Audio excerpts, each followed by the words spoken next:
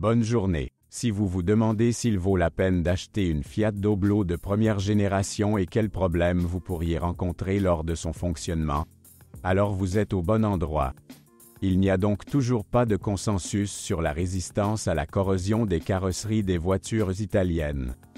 Quant au Fiat Doblo, il ne fera certainement pas partie des outsiders. Malgré le fait que les premiers modèles Doblo sortis cette année ont déjà 15 ans, il n'y a toujours pas de voitures franchement rouillées sur le marché secondaire. Bien sûr, si vous le souhaitez, vous pouvez trouver de petites poches de rouille dans les endroits traditionnels les plus vulnérables, mais compte tenu de l'âge et du kilométrage de la voiture, de tels défauts peuvent être considérés comme pardonnables. Ainsi que de nombreux petits éclats et rayures sur la carrosserie. Vous devrez également composer avec la corrosion des éléments du système d'échappement. De plus, ce problème est typique de presque toutes les voitures utilisées dans les grandes villes. Afin de protéger au moins d'une manière ou d'une autre les seuils de la voiture des cailloux et du sable volant sous les roues, il vaut la peine d'installer des garde-boue avant. Heureusement, cet accessoire très utile est très peu coûteux. L'une des caractéristiques de la Fiat Doblo réside dans les portes arrière coulissantes. Grâce à cette solution de conception, entrer dans le salon est devenu encore plus facile. Le revers de la médaille est que sur les voitures à kilométrage élevé, le mécanisme de la porte coulissante commence à tomber en panne. Et si les rouleaux usés du mécanisme peuvent encore être remplacés si vous le souhaitez, alors rien ne peut être fait avec la géométrie du corps qui a changé au fil de nombreuses années de fonctionnement, même si l'on le souhaite. Il est assez difficile de restaurer la fonctionnalité des portes arrière coulissantes en cas d'accident. De nombreux Doblo d'occasion ont été importés dans notre pays en mauvais état depuis l'Europe occidentale, après quoi ils ont été restaurés à la hâte et sont partis transporter des passagers et des marchandises, gagnant ainsi de l'argent pour leurs propriétaires. Naturellement, les voitures, en état de marche, n'étaient en parfait état technique qu'au moment de leur achat par le premier propriétaire. Plus leur kilométrage s'allongeait, moins leurs propriétaires avaient envie d'investir dans le maintien d'un état technique décent.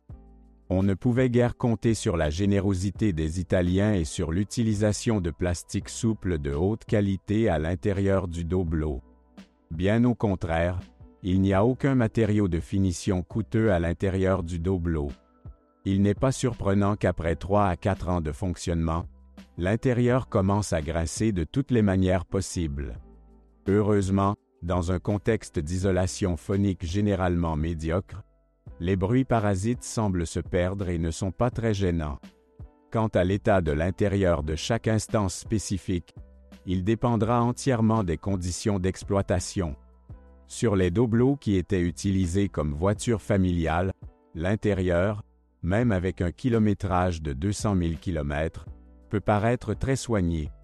La grande majorité des chevaux de trait ont une apparence bien pire à l'intérieur. En gros, c'est par l'état de l'intérieur que l'on peut juger des conditions dans lesquelles la voiture a été exploitée. Comme il y a très peu de systèmes électriques dans la Fiat Doblo, les propriétaires s'inquiètent rarement des problèmes électriques. Mais il est important de comprendre que l'âge a des conséquences néfastes. Les propriétaires des exemplaires les plus anciens ont déjà rencontré des pannes au niveau des boutons des vitres électriques, du signal sonore et du système d'allumage. Heureusement, ces problèmes ne sont pas encore répandus. Les voitures équipées de climatisation nécessiteront une attention particulière. Il n'y a aucune plainte concernant le climatiseur lui-même, mais son radiateur n'est pas durable. Dans les mégalopoles, où les routes sont généreusement arrosées de réactifs, il faut souvent le remplacer après 2 à 3 hivers, salés. Les Doblo assemblés en Russie étaient équipés d'un moteur à essence de 1,4 litres à 8 soupapes. Avec un bloc de 77 chevaux sous le capot, la dynamique de la voiture n'impressionnera pas, mais grâce à des rapports de démultiplication bien choisis dans la boîte de vitesse, une conduite tranquille ne provoque pas d'inconfort. Bien entendu, dans ce cas, il ne faut jamais oublier que dans la version 5 places, le volume du coffre du Doblo est de 750 litres. Si la voiture est chargée à pleine capacité, il n'y aura aucune trace de dynamique plus ou moins acceptable. Parmi les mécaniciens, l'unité de 1,4 litres est considérée comme très fiable. Avec un entretien régulier, vous pouvez vous attendre à ce qu'il dure au moins 250 à 300 000 km avant des réparations majeures. Et comme la conception du moteur de 1,4 litres est simple, les réparations ultérieures seront peu coûteuses. Le moteur 1,4 litres présente peu de points faibles. L'un d'eux est le système de ventilation du carter. Dans certaines conditions, le tuyau d'échappement des gaz se bouche, ce qui peut provoquer une fuite d'huile. Heureusement, de tels problèmes ne sont observés que sur les véhicules à kilométrage très élevé. Mais des vitesses flottantes se retrouvent même sur des doblots très frais.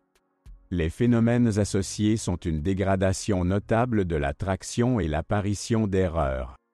La cause des symptômes désagréables est connue depuis longtemps. Des dépôts s'accumulent sur le papillon des gaz et son capteur, qui doivent être retirés périodiquement. Étonnamment, la gamme de groupe motopropulseur Fiat Doblo comprenait également un moteur à essence de 1,2 litres encore plus faible de 65 chevaux. Il est difficile de le recommander à l'achat, car en raison d'une puissance insuffisante, il devra être constamment tourné, ce qui ne permettra probablement pas au moteur de durer plus de 200 000 km. Si la voiture transporte souvent des passagers et des marchandises, le bloc diesel 1.3 JTD de 75 chevaux ne sera pas le meilleur choix. Avec lui, comme avec le moteur essence 1,2 litres, le Doblo atteindra les 100 premiers km par heure en 20 secondes au mieux. Mais n'oubliez pas qu'une autre modification du moteur 1.3 JTD développait déjà 85 chevaux. En termes de dynamique, il a l'air bien meilleur, tout en plaisant avec une très faible consommation de carburant. Il convient seulement de rappeler qu'après une course de 120 à 150 000 km, le moteur diesel commence à consommer progressivement l'huile.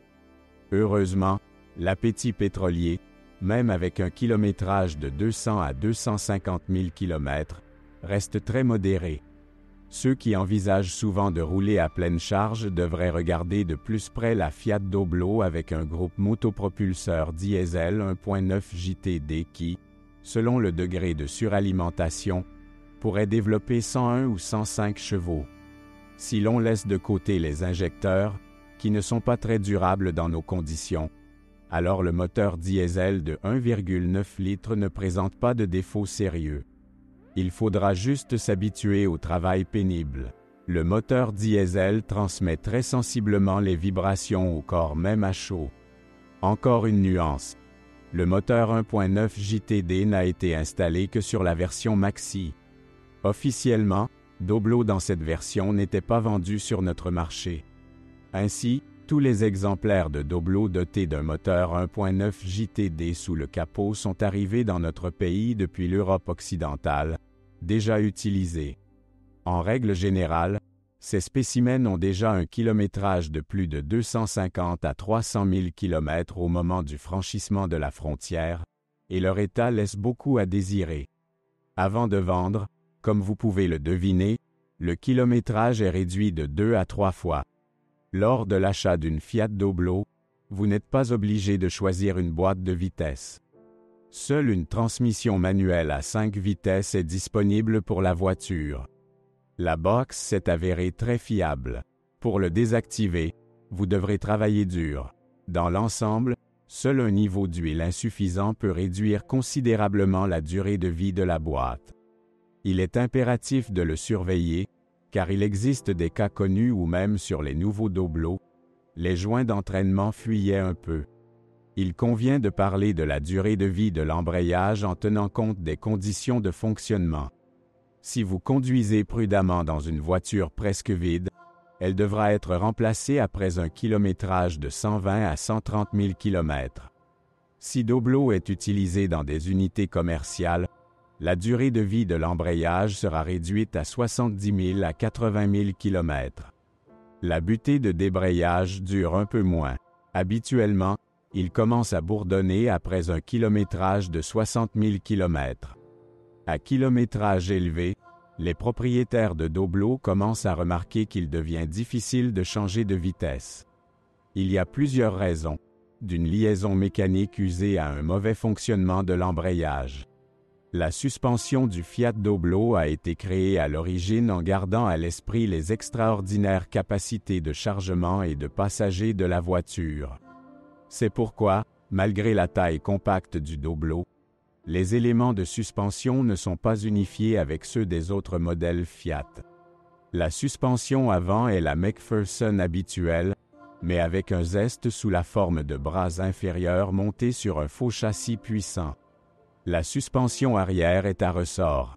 La suspension du Doblo est solide, dont certains propriétaires profitent pour surcharger périodiquement la voiture. Heureusement, même dans ce cas, la plupart de ces consommables durent assez longtemps. Les premières choses à faire dans la suspension Doblo sont les bagues et les jambes de force stabilisatrices. En moyenne, ils durent environ 40 000 km. Les rotules, selon les conditions de fonctionnement, durent de 50 000 à 70 000 km.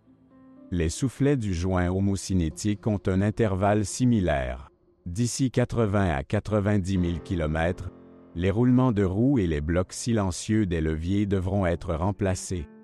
Les roulements de support d'amortisseurs durent plus longtemps, jusqu'à 120 000 km. Comparé à la suspension avant, la suspension arrière semble presque éternelle. Les jambes de force et les bagues stabilisatrices nécessiteront une mise à jour tous les 120 à 150 000 km. Lors de l'achat d'un Doblo d'occasion, les ressorts arrière nécessiteront une attention particulière. S'ils s'affaissent, c'est un signe certain de fatigue générale de l'ensemble de la voiture. Fait intéressant, pour tenter de rendre le Doblo encore plus porteur, certains propriétaires ajoutent une autre lame au ressort standard. La direction de la Fiat Doblo ne pose aucun problème. À très haut kilométrage, des fuites de direction assistée hydraulique peuvent apparaître, mais sans plus.